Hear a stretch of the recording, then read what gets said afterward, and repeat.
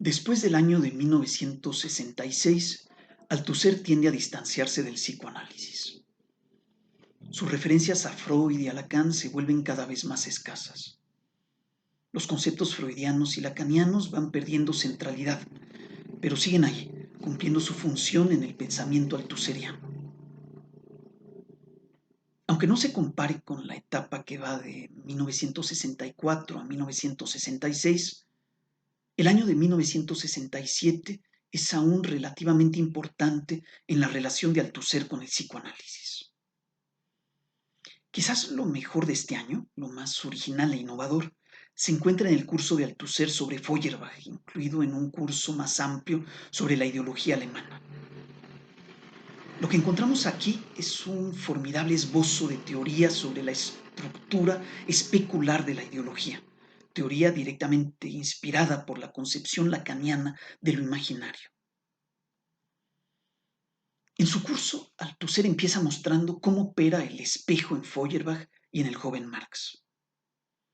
El sistema filosófico feuerbachiano, adoptado por Marx en su juventud, establece, según Althusser, una relación especular entre el sujeto y el objeto. El sujeto se refleja en su objeto. El objeto es un reflejo del sujeto, una imagen suya, y por eso podemos decir que proviene de él. Es el sujeto el que se objetiva en el objeto. Objetivándose en él, se realiza y se manifiesta. El objeto puede ser la religión en Feuerbach o la religión, la economía y la política en Marx. En todos los casos, la génesis del objeto está en el sujeto, en el ser humano, que puede conocerse a sí mismo a través del objeto. Así como la génesis del objeto está en el sujeto, así la génesis del conocimiento del sujeto está en el objeto. Lo mismo en Feuerbach que en el joven Marx, el conocimiento no es, como en el viejo Marx y en Althusser, investigación y producción, sino que es un simple desvelamiento de la esencia. Es una suerte de lectura literal, pura lectura, sin cambiar ni agregar nada en lo que se lee. Feuerbach puede leer así fácilmente una esencia humana en la religión, tal como el joven Marx puede leerla en la economía o en la política. Althusser hace aquí una observación muy sugerente. Si Feuerbach y el joven Marx pueden leer sin esfuerzo una esencia humana en la política, en la economía o en la religión, esto es porque la política, la economía o la religión son para ellos materiales de lectura. Son textos, discurso, ideología. Son lo que Marx lee, a veces con Engels, en la Sagrada Familia o en la crítica de la filosofía del derecho de Hegel o en los manuscritos económico-filosóficos de 1844. Si Marx se toma tan en serio los textos de Hegel o de los jóvenes hegelianos alemanes o de los economistas ingleses, es también porque revela en ellos fácilmente la misma esencia humana que se disimula en ellos. Basta leerlos. No se realiza entonces ninguna práctica teórica. Althusser no piensa que hay en el joven Marx ningún trabajo de investigación, producción, elaboración de nuevos conceptos. Al no realizar este trabajo, el joven Marx permanece encerrado en los mismos discursos de Hegel y de los jóvenes hegelianos que está criticando. A no transformarlos, ni añadirles, ni sustraerles nada, Marx se queda atrapado en la perspectiva de los discursos que lee. No hace el trabajo necesario para salir de ellos y romper con ellos. Según Althusser, no crea nada nuevo, solamente refleja esos discursos. Es como un juego de espejos en el que tenemos de un lado a Marx y del otro lado a Feuerbach o a cualquiera de los otros autores a los que Marx lee. Así como teníamos en Marx y en Feuerbach un juego especular análogo con el ser humano de este lado y Dios reflejado en el espejo del otro lado. Es verdad que hay inversiones. Por ejemplo, Marx pone a Hegel sobre sus pies, pero la imagen invertida es la misma de antes, solo que al revés.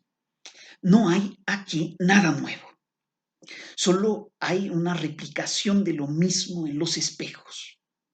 Estos espejos son la representación altuseriana de la ideología, una representación fundamentada en la teoría psicoanalítica lacaniana de lo imaginario como especular. Es verdad que Feuerbach y el joven Marx, antes que Lacan y que Althusser, conciben también la ideología como un espejo. Es lo que hacen, por ejemplo, cuando ven la ideología religiosa como un reflejo especular del ser humano. También es verdad que esta concepción de la ideología como espejo está en el origen de la teoría del reflejo que ha sido tan fundamental para la psicología marxista desde Engels hasta Lenin. En el libro famoso de Lenin, Materialismo y Empiriocriticismo, por ejemplo, nuestra mente es como un espejo en el que se refleja la realidad. Nuestras ideas son reflejos especulares de la realidad. Y cuando la realidad somos nosotros mismos, nuestras ideas nos reflejan, a veces de manera no fiel, sino ideológica, tal como sucede cuando me reflejan como Dios y entonces me pongo a adorar a un Dios que no es sino el reflejo de mí mismo. Lenin, Engels y Marx ya tenían una teoría de la ideología como reflejo especular. Sin embargo, como lo muestra Althusser en su curso, esta teoría marxista clásica no tiene absolutamente nada que ver con la teoría althuseriana. La diferencia entre una y otra teoría es fundamental y puede explicarse por la teoría psicoanalítica lacaniana de la que se está nutriendo Althusser. Lo que Althusser aporta es un pequeño detalle, pero un pequeño detalle que lo cambia todo. Veamos. Para Feuerbach y para el joven Marx, hay un ser humano real que se refleja en el espejo religioso. En este espejo, el ser humano real aparece como Dios, es decir, como un ser imaginario. En este ser imaginario se revelan ciertamente aspectos reales del ser humano real, pero no por ello Dios es real. Tan solo es un ser imaginario que permite conocer bajo una forma alienada la esencia real del ser humano real. Para Althusser, en cambio, el ser humano que se refleja en el espejo religioso es tan imaginario como Dios.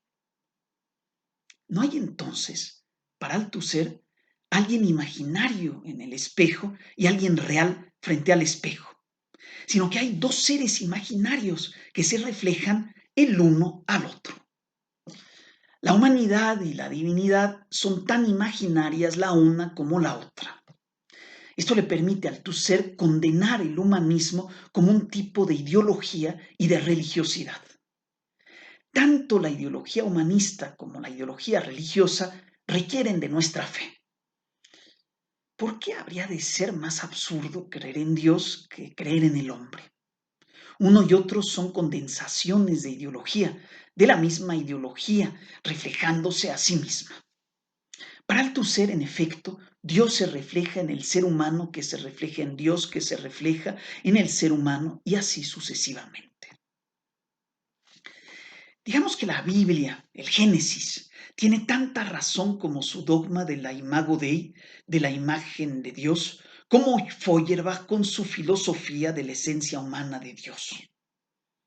Es verdad que el Dios cristiano y el ser humano se reflejan el uno al otro. No solo Dios crea al hombre a su imagen y semejanza, como bien lo dice la Biblia, sino que el hombre también crea a Dios a su imagen y semejanza, como bien lo dice Feuerbach. Reconocer lo uno y lo otro es lo que hace Althusser, y para poder hacerlo necesitaba de Lacan y de su teoría del espejo, en la que tampoco hay ningún lado más real que el otro. Mi yo es tan imaginario como el otro. Hay un juego de espejos en el que estamos encerrados. Esto es la ideología para Althusser. Como lo explica el mismo Althusser, la relación especular es interior a la ideología. Es una relación entre el sujeto y el objeto de la ideología. No es, entonces, como en Feuerbach y en el joven Marx, una relación exterior a la ideología, una relación entre la realidad y la ideología, entre la realidad ante el espejo y la ideología en el espejo. Hay que insistir en que no hay aquí realidad, ninguna realidad para Althusser. Para él, como para Lacan y para el psicoanálisis consecuente, la realidad es tan imaginaria como su reflejo en la ideología. O mejor dicho, la realidad es también ideológica y es por eso también imaginaria y especular. No hay una realidad que sea independiente de la ideología y que se refleje ideológicamente en un espejo mental. Lo que hay es más bien una realidad que ya es ella misma ideológica, una realidad que, además de reflejarse en nuestra mente, ella misma refleja nuestro contenido ideológico mental. Nuestras ideas se reflejan en la realidad tanto como la realidad se refleja en nuestras ideas. Es así como debemos leer la famosa teoría marxista del reflejo. Es así como fue leída por Pannekoek ya desde 1938 en su maravillosa crítica de Lenin. Entretanto, en la psicología soviética, las dos versiones de la teoría de la actividad se mordían la cola en un perfecto ejemplo de rivalidad y agresión especular típicamente lacaniana. Mientras que Leontiev insistía en una realidad que se refleja en las ideas, Rubinstein insistía en unas ideas que se reflejan en la realidad. Ambos tenían razón, desde luego. Solamente ambos tenían razón y por eso mismo ninguno de ellos por separado tenía la razón. Lo que ambos, por cierto, alcanzaron a entender, pero solo al criticarse el uno al otro. Lo que Leontiev y Rubinstein describieron conjuntamente, solo conjuntamente, es esa relación interna de la ideología, esa continuidad entre lo aparentemente interior y lo aparentemente exterior, que es como una cinta de Moebius en la que estamos atrapados como en un juego de espejos. Como habíamos visto en las 3 notas sobre la teoría de los discursos de 1966, el discurso imaginario de lo ideológico es un discurso especular y cerrado, herméticamente cerrado sobre sí mismo. Ahora podemos entender mejor esta cerrazón. La ideología está cerrada sobre sí misma como un juego de espejos del que no podemos escapar. Para escapar, tendremos que hacer el trabajo de investigación y de producción que nos permitiría efectuar una ruptura epistemológica y romper el espejo. Ni Feuerbach ni el joven Marx hicieron ese trabajo. Prefirieron quedarse encerrados, leyendo la ideología, reproduciéndola al leerla. Tendremos que esperar al Marx maduro, según Althusser, para que se realice la ruptura del espejo. Esa ruptura no fue realizada por el joven Marx cuando intentó poner a Hegel sobre sus pies. La pirueta de Hegel es aún imaginaria. Es la misma voltereta de 180 grados que realizó Feuerbach al invertir los papeles de creador y de criatura entre Dios y el hombre, convirtiendo a Dios, al creador por excelencia, en la criatura del hombre. El mérito de Feuerbach y del joven Marx fue quizás ver que la relación especular es asimétrica, que es una relación de poder, que los seres humanos depositan su poder en Dios, que lo vuelven omnipotente y así ellos se vuelven impotentes ante Él, quedando subordinados a Él, dominados por Él. Sin embargo, como lo explica Althusser, esta dominación no es algo que se arregle poniendo al hombre en lugar de Dios. Al hacer esto, nuestro nuevo tirano ya no será Dios, sino que será el hombre, pero la tiranía continuará estando ahí.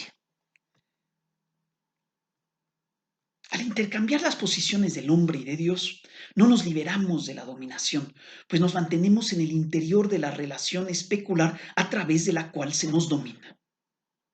Además, para Althusser, la dominación no es el efecto de la relación especular, sino que es más bien su fin y por ello también su causa. Esta causa es descrita por Althusser, de modo espinosista, como una ausencia en la ideología, una ausencia de lo que subyace a ella, una ausencia presente y efectiva de la estructura compleja de clase del todo social. Tenemos aquí la famosa causalidad estructural de Althusser. Es ella la que opera en su ausencia a través de la relación especular. El espejo es, por así decir, un dispositivo de la estructura para dominarnos. La estructura es la que nos domina. La estructura es la que nos captura en el espejo, invisibilizándose a sí misma para dominarnos a través de lo ideológico imaginario. Ese instrumento especular de dominación de la estructura es Dios, pero también es el hombre.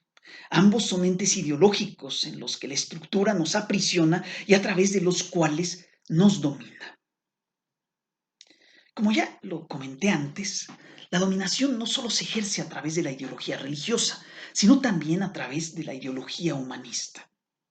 El humanismo reproduce la relación especular de la ideología y es también por esto que es criticado por Althusser. Es por la misma razón por la que Althusser dirige ahora su crítica al estructuralismo levi-straussiano. El problema de Levi-Strauss para Althusser es que reduce toda la complejidad social y cultural de los pueblos primitivos a una multiplicación de reflejos especulares de lo mismo. Esta multiplicación es la estructura del estructuralismo atacado por Althusser. En este estructuralismo levi-straussiano, siempre es lo mismo lo que se repite en los mitos, en la lengua, en el intercambio de mujeres y de otros bienes y en todo lo demás que ocurre en la sociedad. Hay un isomorfismo generalizado tras el que se reprimen y desaparecen las diferencias, así como la complejidad estructural del todo, una complejidad en la cual, para Althusser, no solo hay una estructura, sino varias estructuras diferentes en desfase, en decalaje unas con respecto a otras. En lugar de ver las múltiples estructuras desfasadas que se sobredeterminan unas a otras, Levi-Strauss únicamente ve la misma estructura que se expresa entera en cada uno de sus elementos. Los diferentes elementos son reflejos de lo mismo. Es lo mismo y siempre lo mismo lo que se refleja una y otra vez en este juego de espejos de la ideología. Esta visión ideológica levi-straussiana se plasmaría también en su interpretación del inconsciente, que es rotundamente rechazada por Althusser. Para Levi-Strauss, el inconsciente es algo no dicho que no es exterior a lo dicho, sino interior a él, inherente o inmanente a él. Digamos que el inconsciente es como la estructura en cada uno de los elementos que le expresan. Aunque la estructura sea inconsciente, ahí está, expresándose en cada elemento de ella misma, siendo siempre la misma que es en cada elemento. Para Althusser, en cambio, hay múltiples estructuras que se afectan unas a otras, sobredeterminándose y así constituyendo el todo complejo. El inconsciente es la irrupción de esta complejidad y de otra estructura en lo que se dice. No es, pues, algo interior a lo dicho, sino exterior a lo dicho, y por eso mismo no expresándose en lo dicho, sino perturbándolo, desordenándolo, apareciéndolo como síntoma que requiere de una lectura sintomática. El inconsciente de Althusser, al corresponder a una estructura exterior a lo dicho, que solo puede irrumpir sintomáticamente en lo dicho, nos exige una lectura sintomal de lo que se dice. En cuanto al inconsciente de Levi-Strauss, tan solo requiere una lectura perspicaz y comprensiva, una profunda comprensión de lo que se dice, una hermenéutica al estilo de Ricoeur. Esta hermenéutica es tan criticada por Althusser como por Lacan. Para ambos, Ricoeur es un ejemplo de adulteración del psicoanálisis, de su filosofización y conversión en una vulgar escucha comprensiva, sensible, penetrante, empática. Para ese tipo de lectura no necesitábamos de la invención de Freud. Bastaba la escucha del cura o del psicólogo. Meses después de su curso sobre Feuerbach, en el quinto curso de filosofía para científicos del mismo año de 1967, Althusser vuelve a criticar la teoría levi-straussiana del inconsciente, insistiendo en que no tiene nada que ver con la de Freud. Althusser nos habla entonces de una ideología estructuralista, en la que se imagina que las relaciones especulares en la estructura, inconscientes para el pueblo estudiado, son conscientes para el investigador. Esta idea podría ofrecernos un poderoso argumento anticolonial, al permitirnos cuestionar el supuesto saber del investigador como un reflejo especular de él mismo, de su propia ideología. De hecho, si el etnólogo es consciente de algo de lo que los pueblos originarios son inconscientes, es quizás porque ese algo se está reflejando simplemente en los pueblos reducidos a la condición de espejos. No es algo de ellos, sino de quien los estudia. Es normal que haya esta clase de malentendidos en una teoría expresiva del inconsciente, como la de Levi-Strauss, en la que uno imagina comprender al otro, penetrar el sentido de sus palabras como si fuera posible.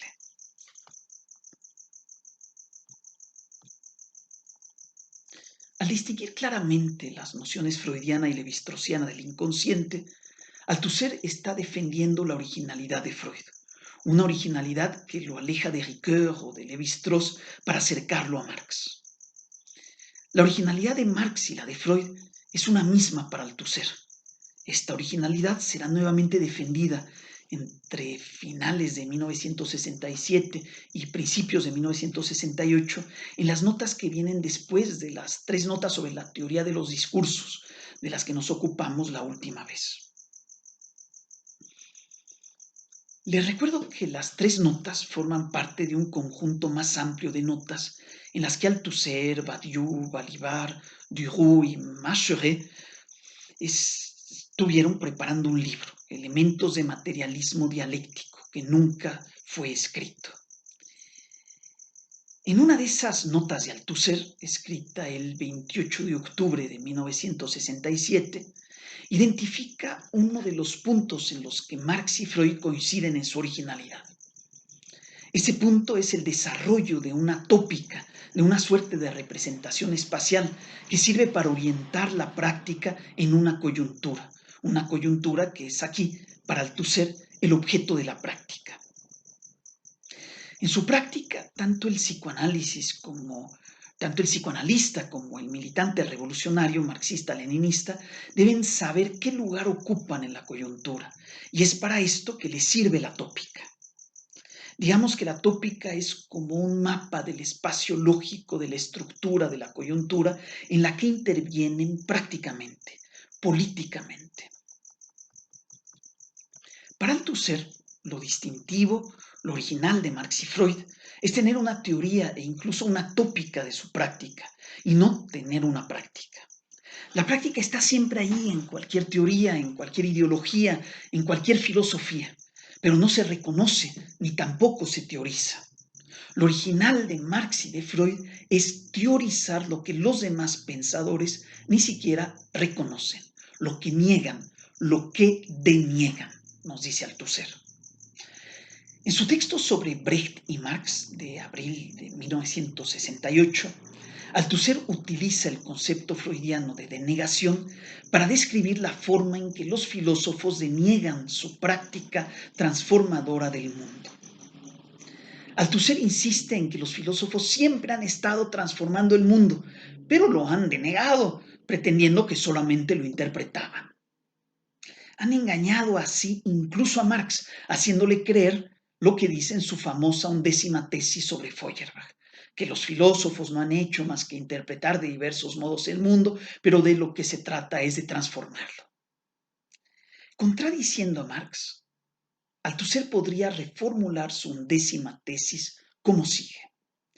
Los filósofos no han hecho más que pretender interpretar el mundo mientras lo transformaban, pero de lo que se trata ahora es de reconocer que se le transforma. De lo que se trata, en términos freudianos, es de ya no denegar que se transforme el mundo. Tenemos aquí, en 1968, otra utilización y reconceptualización althuseriana de un término freudiano. Como antes, la sobredeterminación y el inconsciente, lo sintomal y lo sintomático, o el desplazamiento y la condensación. Althusser escribe su texto sobre Brecht y Marx en el momento mismo en el que se está elevando el movimiento que dará lugar al Mayo francés de 1968. Sin embargo, en la primera noche de las barricadas, Althusser tuvo su acostumbrado ataque de locura y debió ser internado en la clínica psiquiátrica de Lviv, en Choisy-sur-Seine, en donde permaneció durante los principales meses de la movilización. Conviene recordar que la movilización de 1968 en Francia desbordó al Partido Comunista, del que formaba parte Althusser, y fue más afín a otras formas de organización, a veces innovadoras, incluso experimentales. De igual modo, se experimentó con otras formas de interpretación del marxismo, viéndose con desconfianza las interpretaciones más teóricas y académicas. Seguro conocen el famoso grafiti que apareció en el 68 en un muro de la Universidad de Nanterre. Las estructuras no bajan a las calles. En otras palabras, las estructuras de Althusser y de Lévi-Strauss flotan en el éter académico y teórico, pero no se movilizan. Hay que olvidarlas y pasar a lo importante, a la organización, a la movilización, a la revolución y dejar de distraerse con esos filósofos que todo lo complican y que solo nos hacen perder el tiempo. Así, con este ánimo, Althusser fue a menudo rechazado en el 68 al asociarlo con un marxismo academicista y teoricista completamente inútil, pero también para colmo asociándolo con las rígidas y vetustas estructuras del Partido Comunista. El pensamiento de Althusser es uno de aquellos que inspiró de algún modo el 68, pero el 68 lo dejó atrás. Al menos la celebridad anterior de Althusser lo hizo merecedor de un cruel eslogan 68ero compuesto de un juego de palabras que no puede traducirse al español. En francés, Althusser à rien. En español, Althusser no sirves para nada. Es así como el 68 se deshace de Althusser justo después de su momento de gloria.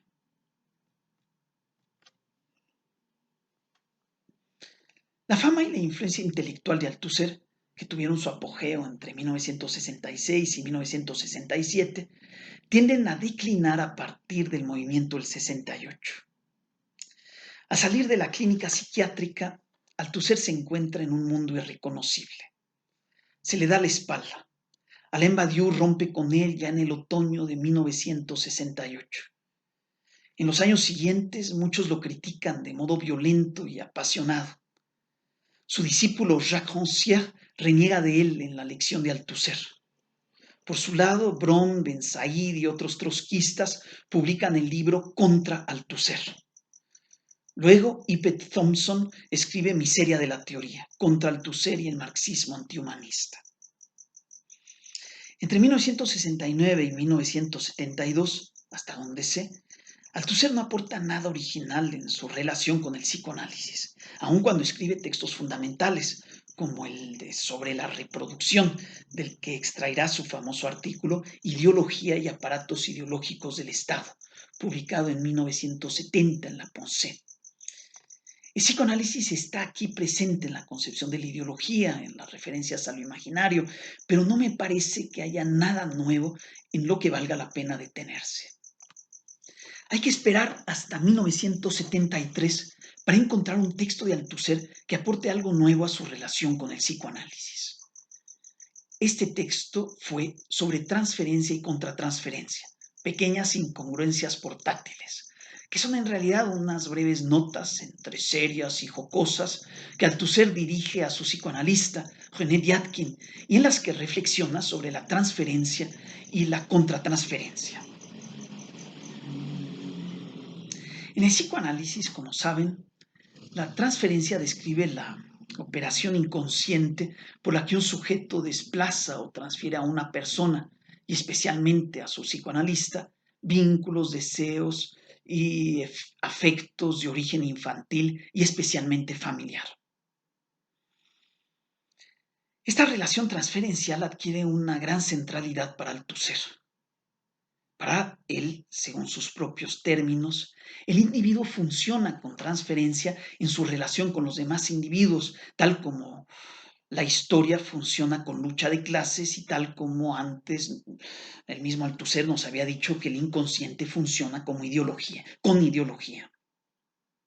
Así como el inconsciente se nutre de ideología, así nuestras relaciones recíprocas se nutren de transferencia que nos hace relacionarnos con los demás en función de nuestros vínculos infantiles.